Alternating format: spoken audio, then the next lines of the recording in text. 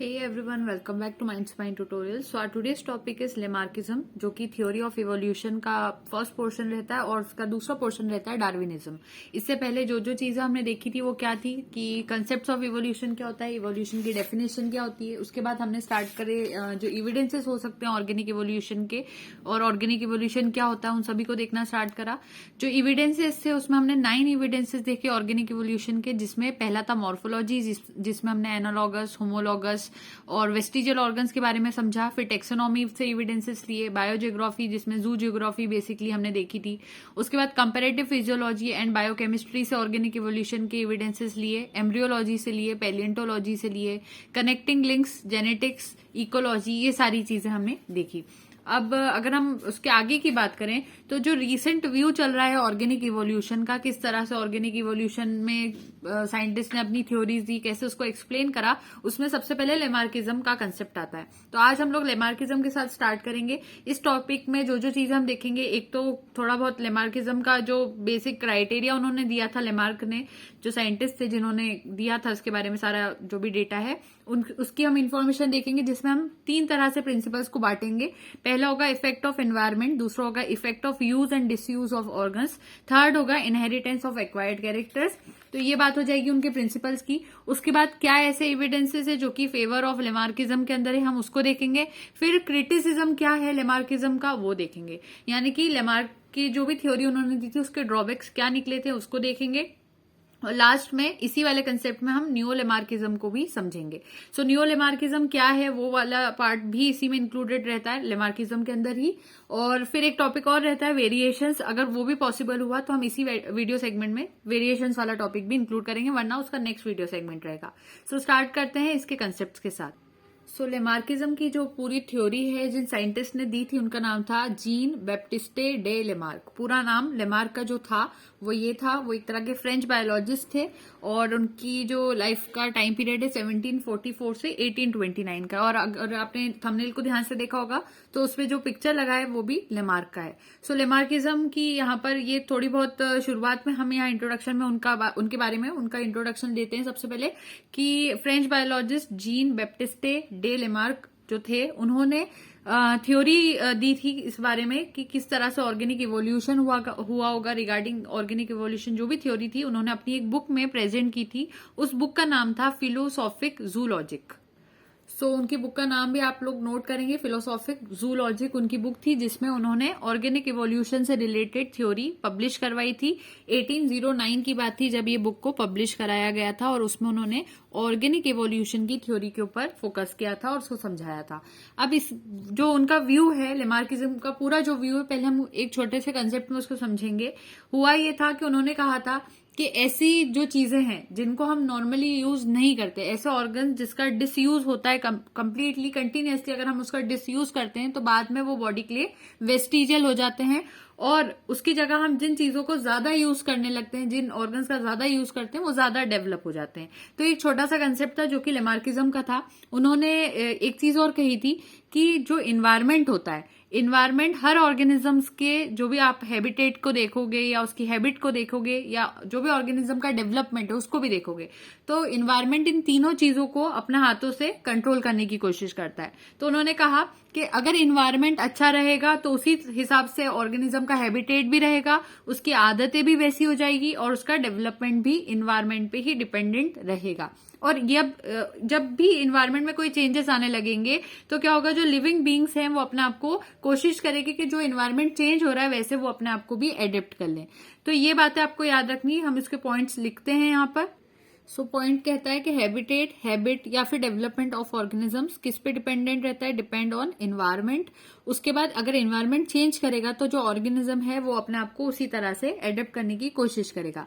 दूसरी बात उन्होंने क्या कही, ये तो पहला पॉइंट उन्होंने कहा। उसके बाद उन्होंने कहा कि जब भी न्यू हैबिट्स अपेयर करने लगेगी किसी भी ऑर्गेनिज्म में तो वो क्या करता है, कुछ ऑर्गन्स को तो अच्छे से यूज करता है और कुछ ऑर्गन्स का यूज बिल्कुल ही स्टॉप कर देता है। तो जिन ऑर्गन्स को वो स्टॉप कर देगा यूज करना या डिसयूज करना शुरू कर देगा, उसकी फंक्शनिंग जो रहेगी और उसका जो स्ट्रक्चर होगा वो धीरे धीरे ग्रेजुअली डिसअपियर करने लगेगा। वेरेज अगर हम इसके अपोजिट बात करें तो अगर ऐसे कोई ऑर्गन्स है जिसका यूज ज्यादा से ज्यादा कोई ऑर्गेनिज्म करेगा तो उसकी फंक्शनल कैपेसिटी जो होगी वो बढ़ने लग जाएगी। इसी वजह से वो वाला जो ऑर्गन जिसको ज्यादा यूज किया जा रहा है वो ज्यादा डेवलप हो जाएगा।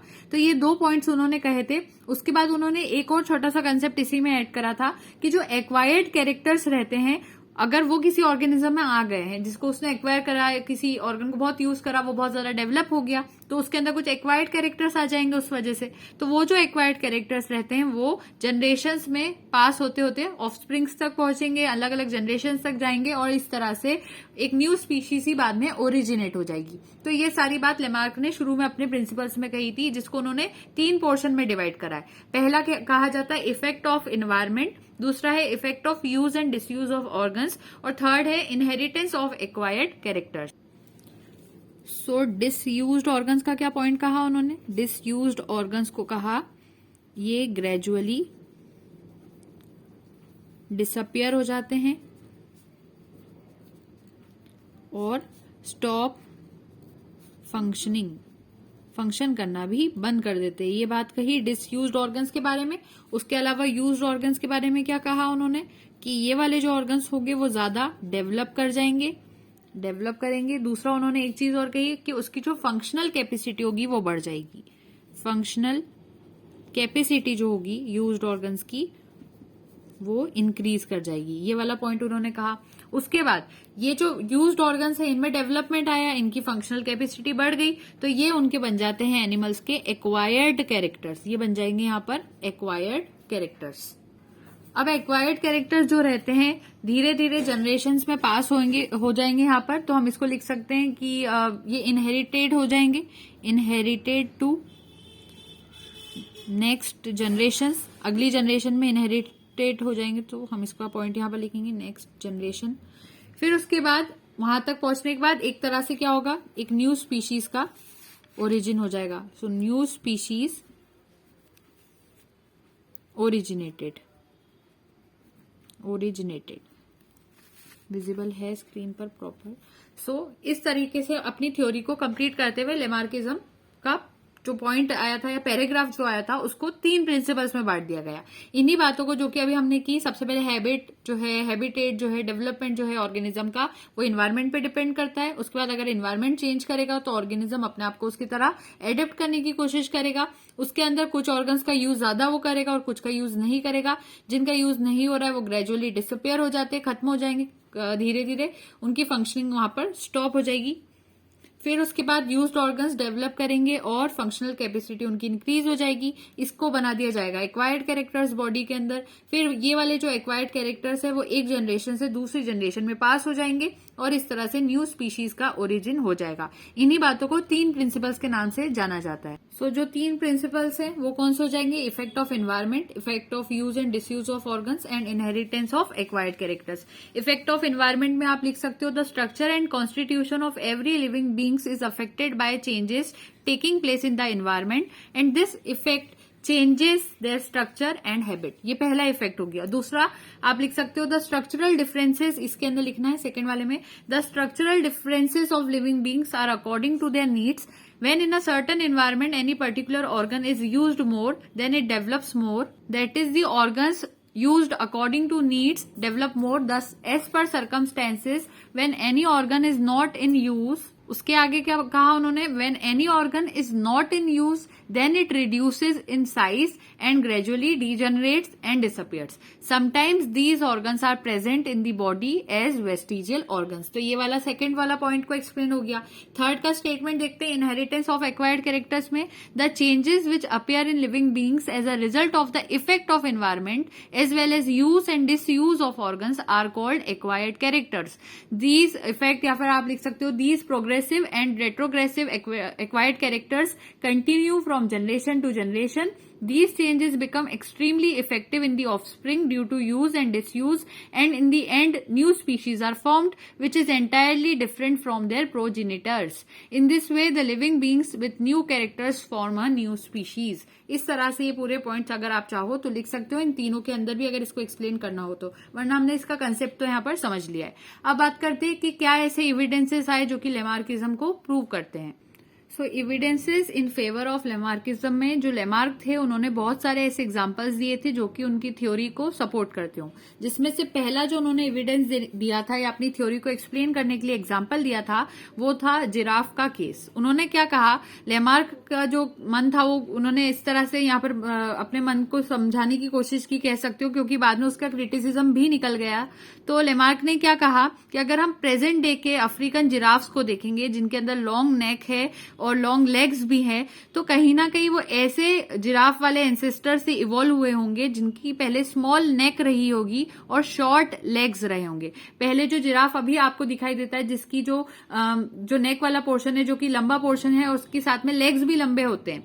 अगर आज वाले जिराफ को हम देखते हैं तो उनके अगर एंसेस्टर्स कोई रहे होंगे तो उन्होंने कहा वो शॉर्ट नेक के होंगे और शॉर्ट लेग के होंगे, ये वाली बात उन्होंने कही। अब ये जो प्रेजेंट डे वाले जिराफ है वो किस में रहते हैं, डेजर्ट्स में रहते हैं अफ्रीका के अंदर, लेकिन उनके जो एंसेस्टर्स रहे होंगे वो कभी ना कभी डेंस फॉरेस्ट में रहे होंगे जहां पर छोटे छोटे पौधे रहते होंगे। अब वो जो छोटे पौधे रहते होंगे तो वो ग्राउंड पे ही रहते होंगे तो आराम से जिराफ उसको खा लेता होगा। लेकिन बाद में जब क्लाइमेटिक कंडीशंस चेंज होने लगी, किसी भी रीजन की जैसे क्लाइमेटिक कंडीशन चेंज होती है मान लीजिए, तो पहले वहां पर अच्छे से प्लांट्स उगते थे, छोटी हाइट वाले प्लांट्स उगते थे, जिराफ का आराम से काम चल रहा था। पर अब क्या हुआ, क्लाइमेटिक कंडीशंस के चेंज होने के बाद जो छोटे वाले प्लांट्स थे वो ड्राई होना शुरू हो गए, वो सूखने लग गए। इस वजह से वहां पर एक तरह का ड्रॉट जैसा टाइम आया। कुछ ट्रीज लेकिन फिर भी बढ़ते रहे, वो बहुत ज्यादा लंबे हो गए, टॉल ट्रीज हो गए और डेजर्ट का फॉर्मेशन शुरू हो गया। अब ये जो छोटे हाइट वाले जिराफ थे इनको तो नीचे ही पहले आराम से ट्रीज की लीव्स वगैरह सब मिल जाती थी, लेकिन अब ट्रीज लंबे हो चुके थे तो इन्हें क्या करना होता था, ये अपने हाइंड लिम्स के ऊपर खड़े होते थे, अपने फोर लिम्स को रेस करते थे, अपनी नेक को एक्सटेंड करते थे और जब जाकर पत्तियों को अब खा पाते थे। तो ये वाली प्रॉब्लम शुरू हो गई, छोटे जिराफ को थोड़ा लॉन्ग अपनी नेक को करके ट्रीज की पत्तियां मिलती थी, नॉर्मली अब आसानी से नहीं मिलती थी। इस वजह से क्या हुआ कि यहाँ पर ज्यादा से ज्यादा फोर लिम्स का और नेक का जो है कहना चाहिए यूज शुरू करा उन जिराफ ने। इस वजह से ये वाले जो स्ट्रक्चर्स थे उनके लॉन्ग हो गए और धीरे धीरे ये कैरेक्टर्स उनके एक्वायर्ड कैरेक्टर्स की तरह नेक्स्ट जनरेशन तक पास हो गए। और इसी वजह से आज जो जिराफ्स हमें दिखाई देते हैं उनके लेग्स और उनकी कहना चाहिए नेक वाला पोर्शन बहुत ज्यादा लॉन्ग हो गया। ये स्टोरी दी थी लेमार्क ने।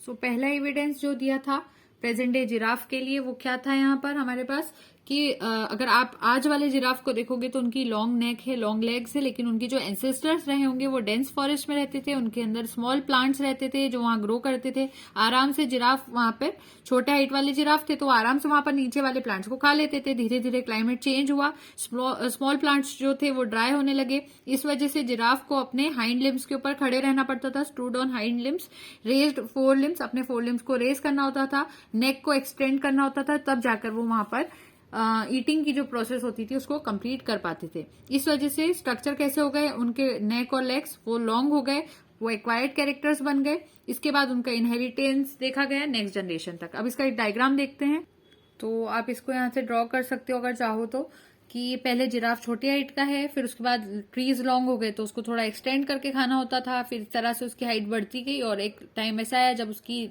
जो नेक वाला पोर्शन है और उसके लेग्स वाला जो पोर्शन है वो बहुत ज्यादा लॉन्ग हो गया। तो ये successive stages of the evolution of giraffe को यहाँ पर लेमार्क ने पहला अपना एविडेंस देते हुए प्रूव करा।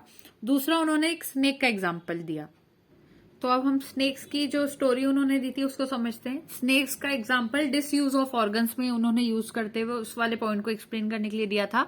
तो लेमार्क ने कहा कि ये जो एलोंगेटेड नैरो बॉडी होती है स्नेक्स की, इनके अंदर होती है एब्सेंस ऑफ लिम्स। और ये जो एब्सेंस ऑफ लिम्स है वो इसीलिए हुई है कि पुराने टाइम पे तो स्नेक्स के जो एंसेस्टर्स रहे होंगे उनके पास लिम्स होंगे, उनके पास भी उनके जैसे एक नॉर्मल एनिमल है दूसरा जिसके अंदर लिम्स होते हैं उसी तरह से स्नेक्स में भी होते होंगे। लेकिन स्नेक की ऐसी आदत थी कि वो बरोज के अंदर जाता था, छोटी छोटी बरोज में जाता, क्रॉलिंग शो करता था और क्रॉलिंग से ज्यादा आसानी से वो आगे बढ़ पाता था। थिक बुशेस वाले पोर्शन से जाता था जंगल्स में से तो भी क्रॉलिंग शो करता था, छोटी बरों में रहना पसंद करता था। तो ये जो इतना बड़ा साइज था स्नेक की बॉडी के अंदर जिसमें प्रेजेंस ऑफ लेग्स भी थी, तो वो उसके लिए या फिर कह सकते हो उसके इन्वायरमेंट के लिए इतना ज्यादा सुटेबल नहीं था। इसी वजह से वो क्या करता था, अपने लिम्स का यूज ज्यादा नहीं करता था। अब उसके वो जो लिम्स जो उसके अब यूजलेस जैसे हो गए थे वो धीरे धीरे लेग्स क्या हो गए उसके डिसयूज्ड ऑर्गन्स की तरह हो गए। सो लेग्स क्या हो गए उसके बॉडी पे से धीरे धीरे करके डिसअपियर कर गए, जिस वजह से ये वाला जो कैरेक्टर था उसका एक्वायर्ड कैरेक्टर बन गया।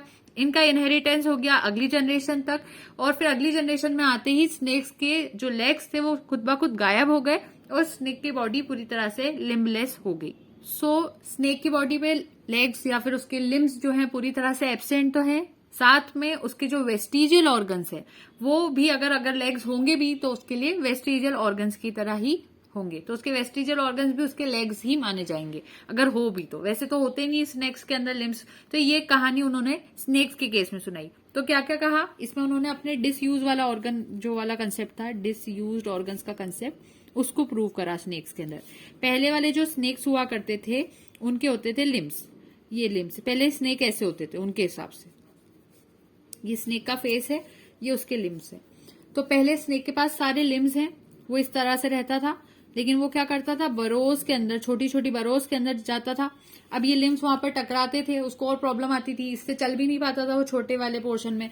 फिर इसलिए उसने क्या शुरू करी, उसने क्रॉलिंग शुरू करी, उसने अपने बेली के ऊपर क्रॉल करना स्टार्ट करा, जिस वजह से ये वाले जो लिम्स वाले पोर्शन है उसका वो यूज नहीं करता था, वो डिसयूज्ड ऑर्गन्स बन गए। और जब आप किसी ऑर्गन्स का डिसयूज करोगे लेमार्क के हिसाब से, तो वो अपनी फंक्शनिंग को स्टॉप कर देंगे, धीरे धीरे वो ग्रेजुअली डिसअपियर हो जाएंगे। तो अब जो स्नेक बन गए वो ऐसे बन गए, जिसके ऊपर कोई लिम्स नहीं होते थे।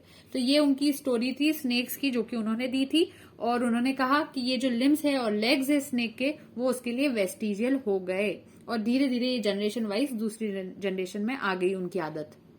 थर्ड स्टोरी क्या दी थी उन्होंने, या थर्ड एविडेंस जो उन्होंने दिया था, उन्होंने कहा कि जो प्रेजेंस होती है वेस्टिजियल ऑर्गन्स की, वो भी अपनी थ्योरी को प्रूव कर सकती है, मेरी थ्योरी को प्रूव कर सकती है। उन्होंने कहा कि अगर आप देखोगे जो मसल्स होते हैं जो कि पिन्ने को मूव करवाते हैं, वो ह्यूमन बींग्स में लेस डेवलप्ड होते हैं, लेकिन वही पिन्ने वाले जो मसल्स होंगे, ईयर पिन्ना जो होता है, आपको पता होगा ईयर के ऊपर ये जो पिन्ने जैसा स्ट्रक्चर रहता है, तो इसके अंदर की मसल्स की बात हो रही, पिन्ने मसल्स की, पिन्ने मसल्स।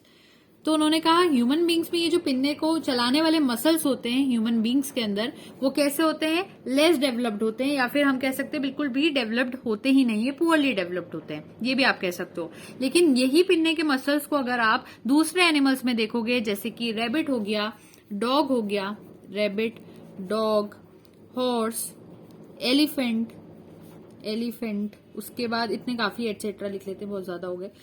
अगर हम इन एनिमल्स के अंदर देखेंगे इन पिन्ने मसल्स को, तो ये एनिमल्स क्या करते हैं, अपने पिन्ने को इजीली मूव कर पाते हैं, वो अपने ईयर्स को जैसे चाहे वैसे मूव कर पाते हैं, लेकिन हम ह्यूमंस अपने ईयर्स के पिन्ने को मूव नहीं कर पाते। तो उन्होंने कहा कि ह्यूमंस क्या करते थे, उनको कोई जरूरत पड़ती नहीं थी, उन्होंने उसका यूज करना बंद कर दिया, और इस तरह से वो डिसयूज में आता गया और वो एक तरह का वेस्टिजियल ऑर्गन बन गया। तो ये पिन्ने मसल्स का उन्होंने कंसेप्ट दिया था अपनी थ्योरी को प्रूव करने के लिए। तो ये तो 3 एविडेंसेस हो गए, लेकिन जैसा कि हमने शुरू में ही कहा था कि लेमार्किज्म के भी क्रिटिसिज्म है, तो अब हम उनके क्रिटिसिज्म या फिर ड्रॉबैक्स को देख लेते हैं। और अगर थर्ड वाली थ्योरी में अगर आप पॉइंट लिखना चाहते हो तो आप लिख सकते हो, presence of vestigial organs also support the theory of Lamarck that is the muscles moving the pinnae are poorly developed in human beings whereas they are well developed in other animals like rabbit, dog, horse, elephant etc. due to which they can move their ears। अब criticism देख लेते हैं Lamarckism के। सबसे पहले क्या हुआ, जैसे ये पब्लिकेशन हुआ था लेमार्क की थ्योरी का 1809 के अंदर, तो बहुत सारे से साइंटिस्ट आए जो कि एग्जाम्पल ढूंढ कर लाए कि कैसे कैसे लेमार्क की थ्योरी को रिजेक्ट कर दिया जाए, क्योंकि शुरू में यही चलता था, एक थ्योरी आती थी, फिर उसको रिजेक्ट करने के लिए पॉइंट्स आते थे। तो ऑब्जेक्शन उठाया गया जो कि लेमार्किज्म के अपोजिट ही क्रिएट करा गया था। तो ये थ्योरी जो है वो कहीं ना कहीं थोड़ी सी डिस्टिंक्ट भी थी, सिंपल भी थी, लेकिन कुछ ऐसे कैरेक्टर्स थे जो कि डेवलप होते हैं due to the effect of environment, उनका यूज एंड डिसयूज भी होता है ऑर्गन्स का, लेकिन फिर भी वो कभी कभी कैरेक्टर्स ह्यूमन की बॉडी में फिर भी रह जाते हैं। इस तरह की बातें सामने ही। तो पहला तो हम लोग अच्छे पॉइंट वाइज ही देखेंगे क्रिटिसिज्म को। पहला देख लेते हैं। पहला जो क्रिटिसिज्म आया था वो था म्यूटिलेशन, म्यूटिलेशंस भी लिख सकते हो आप, म्यूटिलेशंस। अब म्यूटिलेशंस के कंसेप्ट में जो साइंटिस्ट आए जिन्होंने उसको उनकी थ्योरी को क्रिटिसाइज करा उसके जो भी पॉइंट्स आए वो सभी इसमें आते हैं, पहले वाले में म्यूटिलेशंस में। तो एक साइंटिस्ट ने ये कहा कि अगर हम एक ब्लैक स्मिथ को देखेंगे तो वो पूरे टाइम अपने आर्म्स का यूज करता है, क्योंकि उसको बहुत ज्यादा आर्म का यूज करना पड़ता है, पूरे टाइम उसको कॉन्स्टेंटली मेटल्स को बीट करना पड़ता है। इस वजह से उसके जो आर्म्स रहते हैं या फिर उसके जो हैंड्स रहते हैं, उसके हाथ वाला जो पोर्शन रहेगा, हाथ के जो मसल्स होते हैं उसके बहुत स्ट्रांग हो जाते हैं। लेकिन ये वाला जो कैरेक्टर रहता रहता है जब उसका अगर हम बेबी देखेंगे या उसका ऑफस्प्रिंग देखेंगे तो वो कैरेक्टर उसके बच्चों में तो दिखाई नहीं देता।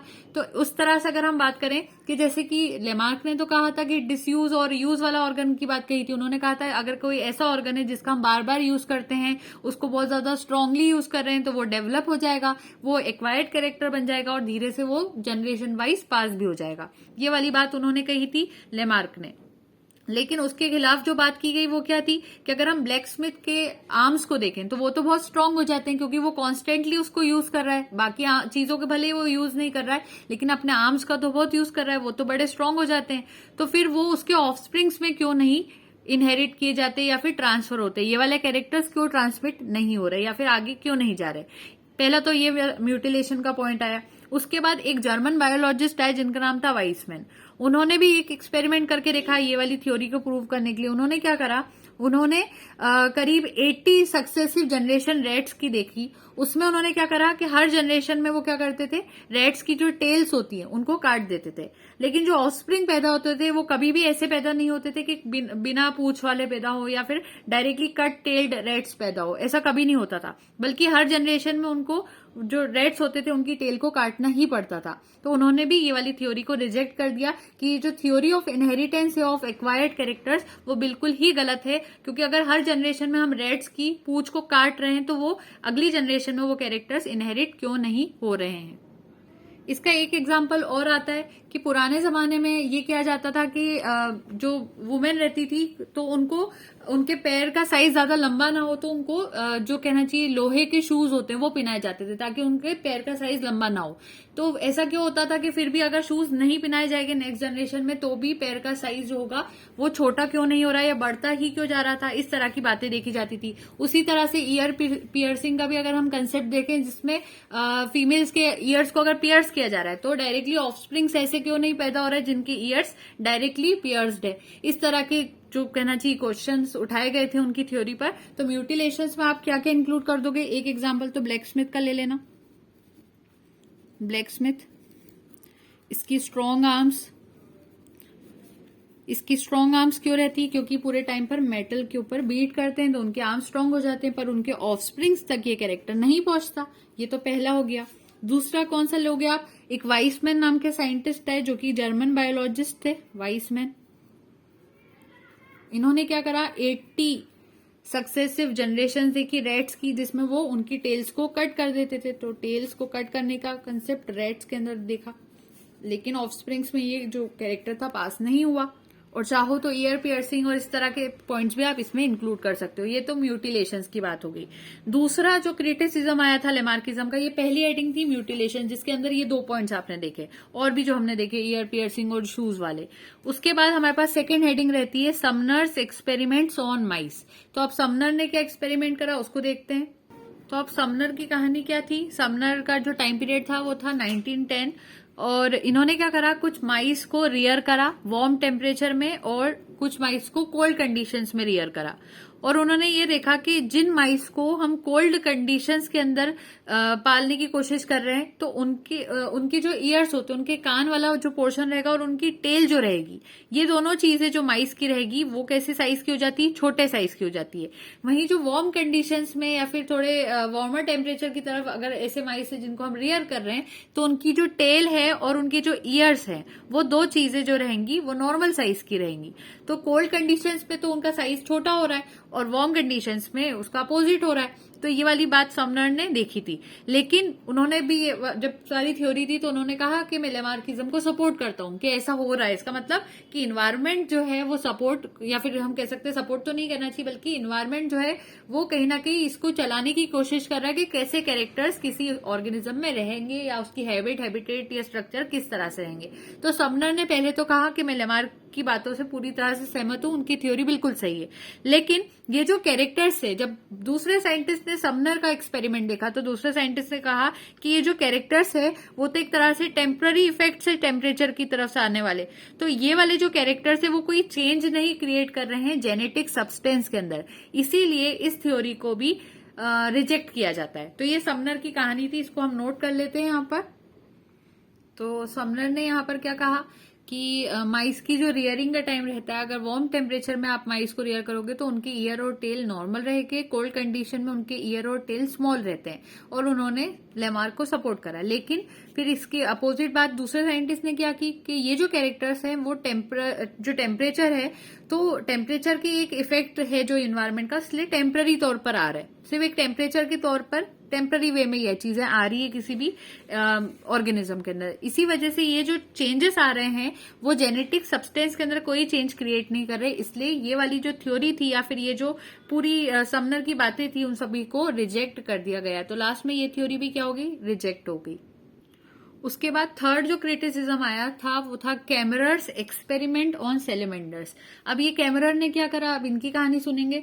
जो स्किन होती है सैलेमेंडर की, जिसको पूरा नाम होता है सैलेमेंड्रा मैक्यूलोसा, तो उसकी स्किन ब्लैक कलर की होती है जिस पर येलो स्पॉट्स होते हैं। तो उन्होंने क्या करा, ये जो सैलेमेंडर था जिसकी ब्लैक स्किन होती है और उस पर येलो स्पॉट्स होते हैं, उसको 4 सालों के लिए एक येलो बॉक्स के अंदर रख दिया, और वहां पर उन्होंने ये पाया कि जो येलो स्पॉट्स थे उसके जो सैलेमेंडर की स्किन पर होते थे वो लार्ज हो गए, वो सभी आपस में यूनाइट कर गए, यानी कि जुड़ गए, आप लिख सकते हो यूनाइटेड टुगेदर, और उन्होंने एक येलो बैंड बना लिया उसकी बैक के ऊपर। इस तरह से ये जो सैलेमेंडर्स से जब इनकी मेटिंग करवाई गई दूसरे सैलेमेंडर्स के साथ, तो जो रिजल्टिंग ऑफस्प्रिंग्स आए, जो उनके बच्चे पैदा हुए वहां पर, वो भी ज्यादा येलो कलर वाले पैदा हुए। तो दूसरे एक्सपेरिमेंट फिर से कैमरन ने करने की कोशिश की, चले ये एक्सपेरिमेंट में तो ऑफस्प्रिंग तक ये चीज दिखाई दे रही है, तो कैमरन ने फिर से ये चीज की कि सैलेमेंडर्स को अब की बार एक ब्लैक बॉक्स में रखा, और उनके अंदर जो येलो स्पॉट्स थे वो रिड्यूस हो गए, और जो ऑफस्प्रिंग्स अब पैदा हुए वो वापस से ब्लैक वाले ही स्पॉट वाले ऑफस्प्रिंग्स हुए। तो इन 2 एक्सपेरिमेंट से कैमरन ने कहा कि जो इनहेरिटेंस ऑफ एक्वायर्ड कैरेक्टर्स है वो यहाँ पर हो रहा है, लेकिन ये जो एक्सपेरिमेंट्स थे वो कंफर्म दूसरे साइंटिस्ट के थ्रू नहीं हुए। जब दूसरे साइंटिस्ट ने भी ये चीज कर देखी तो उनके एक्सपेरिमेंट्स इस तरह से नहीं आ रहे थे, वही रिजल्ट सेम जो कैमरर का आया वो नहीं आ रहा था। इसीलिए एक तरह से ये भी क्रिटिसिज्म ऑफ लेमार्किज्म में ही शामिल हो गया। तो शॉर्ट पॉइंट्स यहाँ पर लिख लेते हैं क्या क्या है कैमरर्स एक्सपेरिमेंट्स ऑन सैलेमेंडर में, कि सैलेमेंड्रा मैक्यूलोसा जो ऑर्गेनिज्म है उसको लिया, वो कैसा होता है, पूरा ब्लैक ऑर्गेनिज्म होता है, ब्लैक, उसके ऊपर येलो स्पॉट्स होते हैं, येलो स्पॉट्स।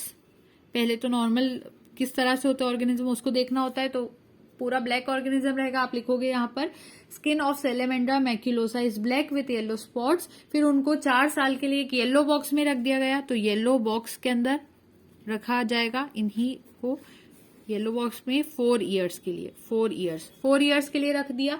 उसके बाद क्या हुआ, जो सैलेमेंडर्स थे उनको जब निकाला गया तो उनके ऊपर वो जो येलो स्पॉट्स थे वो सभी आपस में जुड़ गए, और उन्होंने एक येलो बैंड बना लिया उसके पीछे की तरफ। तो पहले जो इस तरह से नजर आता था वो अब कैसा नजर आ गया, ऐसे येलो बैंड वाला सैलेमेंडर नजर आने लगा। इन सैलेमेंडर्स को जब दूसरे सैलेमेंडर्स के साथ जिनमें नॉर्मल स्पॉट्स थे उनके साथ मेटिंग करने के लिए परफॉर्म करवाया गया, मेटिंग करवाई गई उनकी, तो ये देखा गया कि उनके ऑफस्प्रिंग्स भी कुछ इसी तरह से शो हो रहे थे।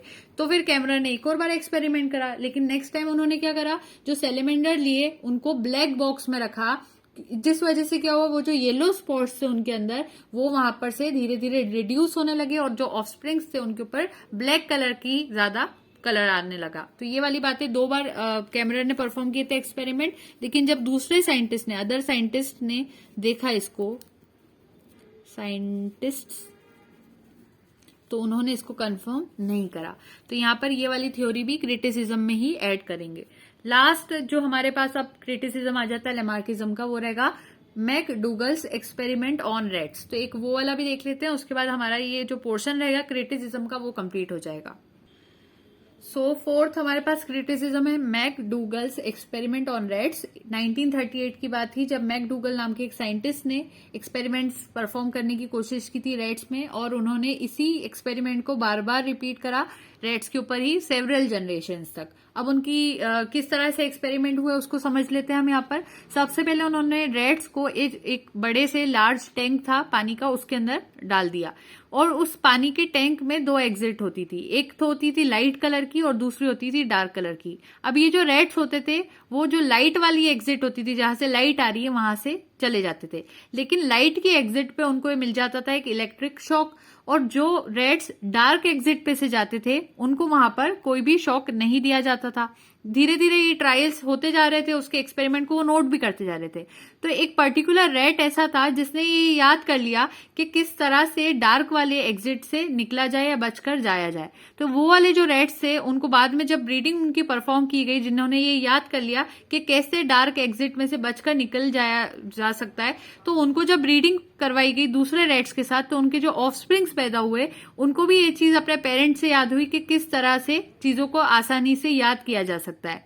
और बाद में उन्होंने कंक्लूड करा कि यहाँ पर एक लर्निंग दिखाई जा रही है रैट्स के अंदर, जो कि उनका एक्वायर्ड कैरेक्टर बन रही है, और उन्होंने भी लेमार्किज्म को सपोर्ट करा। लेकिन जब यही एक्सपेरिमेंट दूसरे साइंटिस्ट ने परफॉर्म करा तो वो भी उसको कंफर्म नहीं कर पाए, यानी कि उनके साथ ये वाले रिजल्ट नहीं मिले। तो इसीलिए ये वाली थ्योरी भी यहाँ पर रिजेक्ट हो जाती है। तो आपको यहाँ पर क्या क्या नोट करना है। सो मैकडूगल्स के एक्सपेरिमेंट में एक बड़ा सा लार्ज टैंक था, उसके अंदर 2 एग्जिट कह सकते हो या 2 दरवाजे आप समझ सकते हो, रास्ते के लिए बनाए गए थे। रेड्स को जब इसके अंदर डाला जाता था तो एक पोर्शन था लाइट वाला और डार्क वाला। तो ज्यादातर रेड्स क्या करते थे, जो लाइट वाला पोर्शन था वहां से जाने की कोशिश करते थे, क्योंकि लाइट वाला पोर्शन ज्यादा आसान रहेगा। तो लाइट वाले पोर्शन में जब वो जाते थे तो उन्हें लाइट वाले पोर्शन में क्या मिलता था, एक इलेक्ट्रिक शॉक मिलता था, क्योंकि लाइट पहले दिखती थी रेड्स को। तो रेड्स क्या कोशिश करते थे कि हम इस रास्ते से जाए, लाइट वाले रास्ते से जाए, जहां से लाइट आ रही है उसी रास्ते में जाएंगे।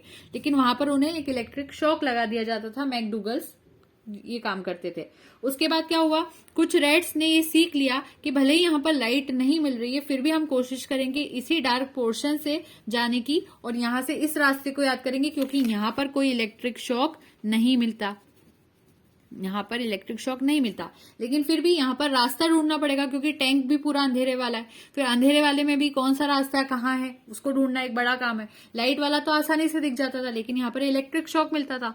तो रेड्स ने कोशिश क्या करी कि हम जो डार्क वाला दरवाजा है या फिर डार्क वाली जो एग्जिट है वहां से जाने को सीख लेंगे, और उसके बाद वहां से एस्केप कैसे किया जाए इस चीज को याद कर लेंगे। तो वो वाले जो रेड्स थे, रेड्स जो कि यहाँ पर डार्क एग्जिट को लेकर सीख गए थे, डार्क एग्जिट को उन्होंने लर्न कर लिया था किस तरह से इसको ढूंढे, यहाँ से जाएं, बिना शॉक के निकल जाएं। तो वो जो रेड्स थे, जब उनकी ब्रीडिंग दूसरे रेड से करवाई गई, ब्रीडिंग दूसरे रेड से करवाई गई, तो उनके जो ऑफस्प्रिंग्स वहां पर फॉर्म हुए, ऑफस्प्रिंग्स वो भी थोड़े इंटेलिजेंट जैसे हुए, इंटेलिजेंट टाइप के, और वो भी अपनी ये वाली लर्निंग वाली प्रोसेस आसानी से कर लेते थे। जल्दी से उनको क्विकली लर्न करने की उनमें आदत थी उनके पेरेंट्स की तरह, और आसानी से वो इस चीज को समझ जाते थे। तो ये बातें देखी गई कि उनका जो इंटेलिजेंस था उनके पेरेंट्स का, जो कि डार्क वाले पोर्शन से जा रहे थे आसानी से, वही उनके जो ऑफस्प्रिंग्स है वो भी वहां पर इंटेलिजेंट ही देखे गए।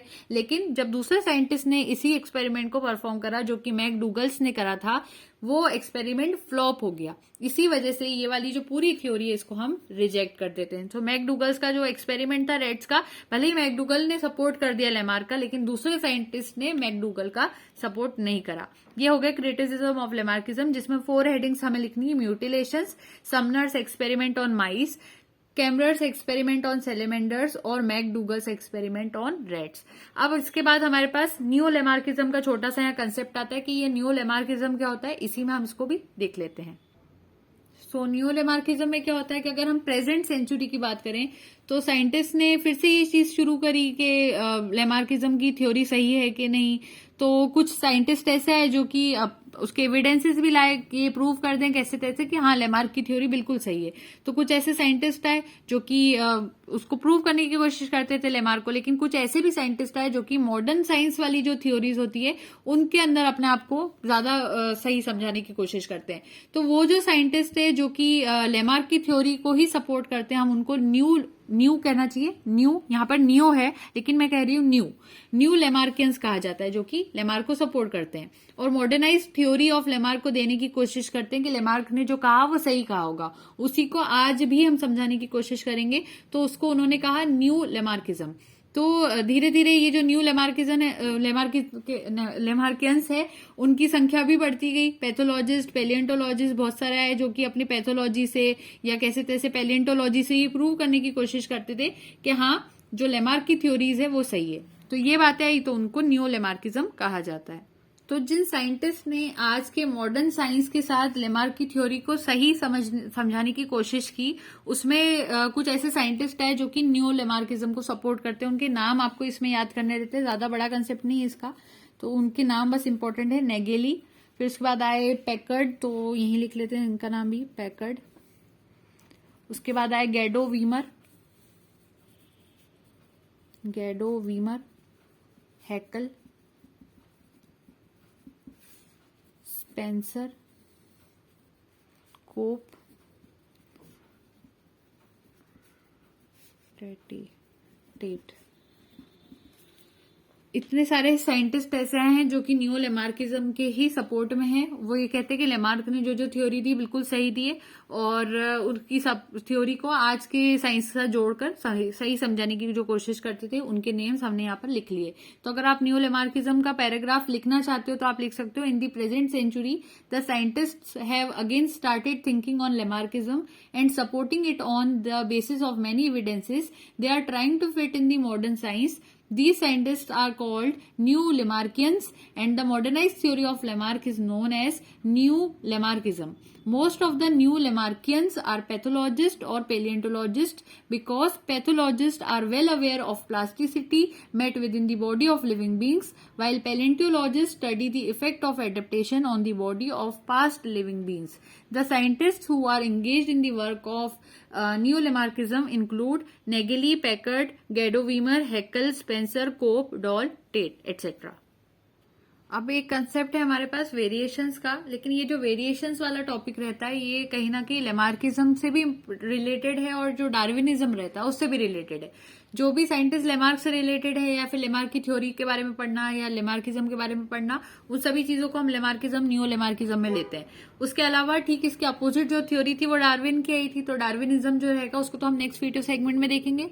एक जो चीज हमारी यहाँ पर रिमेनिंग रह जाती है वो है वेरिएशंस, क्योंकि वेरिएशंस दोनों ही टॉपिक से रिलेटेड है, तो उसके लिए हम एक काम करेंगे कि अलग ही वीडियो सेगमेंट लेंगे जिसके अंदर उसके टाइप्स क्या हो सकते हैं, वेरिएशंस की डेफिनेशन क्या हो सकती है, टाइप्स क्या क्या हो सकते हैं वेरिएशन के, जैसे कि somatic, somatogenic, germinal, blastogenic variations, continuous, discontinuous variations.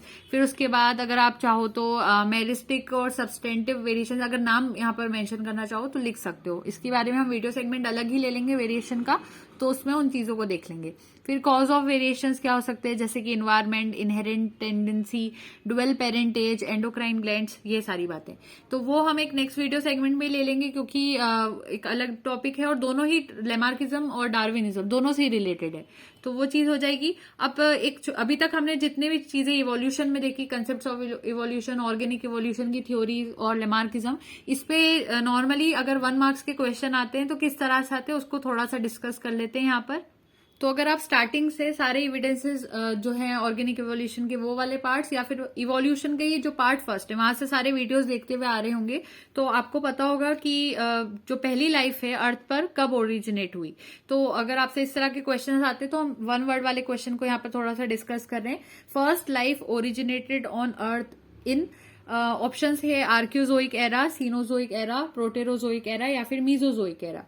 तो यहाँ पर जब पहली बार लाइफ ओरिजिनेट हुई थी अर्थ के ऊपर, तो जो टाइम था उसको कहते हैं प्रोटेरोजोइक एरा। तो प्रोटेरोजोइक एरा याद रखना है। सो पार्ट फर्स्ट में जो जो चीजें हमने देखी थी, concepts of evolution, theories of organic evolution, ये पॉइंट्स देखे थे। उसके बाद इवोल्यूशन की definition, origin of species book Darwin की, क्या थ्योरीज हैं, theory of eternity, theory of special creation, catastrophism, organic evolution, इन सभी चीजों में अगर आप इन नोट्स को यहाँ पर देख पा रहे हैं तो हमने इनके कहना चाहिए सारे इंपॉर्टेंट जो चीजें ली थी उनके क्वेश्चंस कैसे आते हैं हम उनको देख रहे हैं। तो यहाँ नोट्स को पहले देख लेते हैं एक बार यहाँ पर। तो क्वेश्चंस आप उसी के बेसिस पर ले सकते हैं कि फर्स्ट लाइफ ओरिजिनेट जब हुई थी अर्थ पर, तो वो जो एरा चल रहा था वो था प्रोटेरोजोइक एरा। उसके बाद दूसरा क्वेश्चन कभी इस तरह से आ सकता है कि जो होमोलॉगस ऑर्गन्स होते हैं वो किस तरह के ऑर्गन्स होते हैं। तो होमोलॉगस ऑर्गन्स बिहेवियर में सिमिलर होते हैं, कि ओरिजिन में सिमिलर होते हैं, फंक्शन में होते हैं, या फिर डिसिमिलर होते हैं हर रिस्पेक्ट के अंदर। तो सही आंसर होगा कि होमोलॉगस ऑर्गन जो होते हैं वो फंक्शन के हिसाब से सिमिलर होते हैं, उनके फंक्शन सेम होते हैं। Theory of inheritance of acquired characters किसने दी थी, ह्यूगो डी वेरीज ने, Carolus Linnaeus, Charles Darwin, Jean Baptiste day Lamarck, किसने दी थी theory of inheritance of acquired characters. तो ये वाला कंसेप्ट तो अभी आपने देखा है, लेमार्क थे जिन्होंने दी थी, तो जीन बैप्टिस्ट डे लेमार्क आप याद रख सकते हो।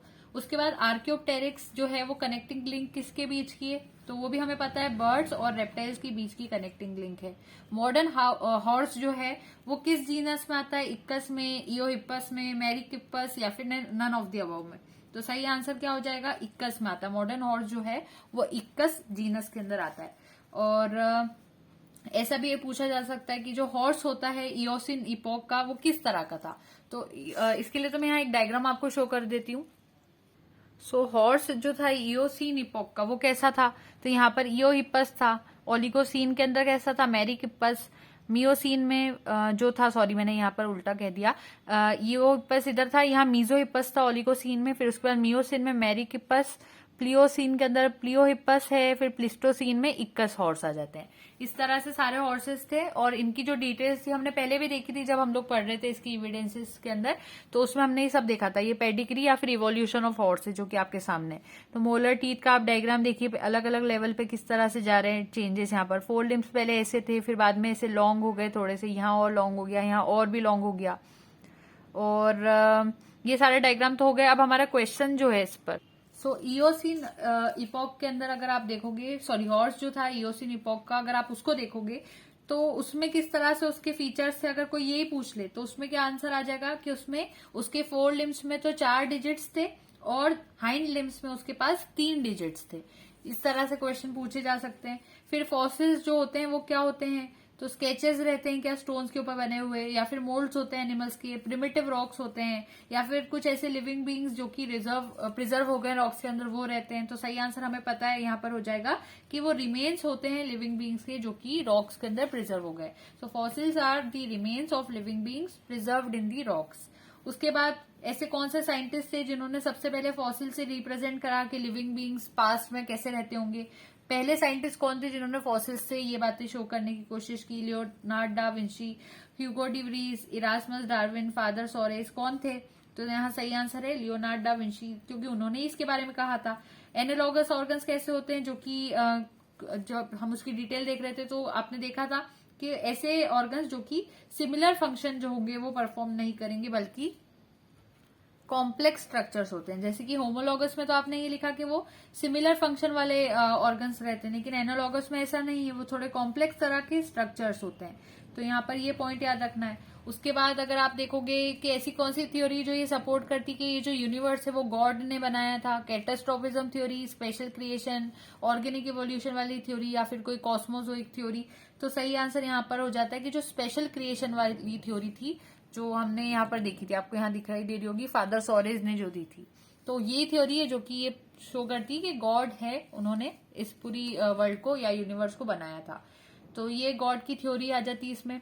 फिर उसके बाद कुछ ऐसी एंशिएंट बिलीफ है जो कि देखने को मिलती है कि जो लाइफ है वो पहले नॉन लिविंग मटेरियल से बनी होगी। वो थ्योरी कौन सी होगी, बायोजेनेसिस, ए बायोजेनेसिस, कॉस्मोजोइक व्यू, या फिर स्पेशल क्रिएशन। तो यहाँ सही आंसर हो जाता है ए बायोजेनेसिस, कि ये जो पूरा वर्ल्ड है ये स्पॉन्टेनियस जनरेशन से हुआ है, बना होगा। तो ये थ्योरी यहाँ पर ले सकते हो आप। फिर स्पॉन्टेनियस जनरेशन का आइडिया सबसे पहले किसने दिया था, Louis Pasteur, Stanley Miller, Charles Darwin, Francisco Redi. तो सही आंसर है यहाँ पर फ्रांसिस्को रेड्डी। यहाँ पर मैंने इस चीज को पढ़ाया नहीं था, लेकिन जब मैं इवोल्यूशन का और थोड़ा सा एक लास्ट में वीडियो बनाऊंगी उसमें इन बातों को बता दूंगी वहां पर। तो फ्रांसिस्को रेड्डी जो थे उन्होंने आइडिया दिया था स्पॉन्टेनियस जनरेशन का। होमोलॉगी किन ऑर्गेनिजम्स में मिलती है, इस तरह के क्वेश्चन पूछे जाते हैं। फॉसिल्स क्या रिप्रेजेंट करते हैं, तो वो पेलियंटोलॉजिकल एविडेंस देते हैं इवोल्यूशन का।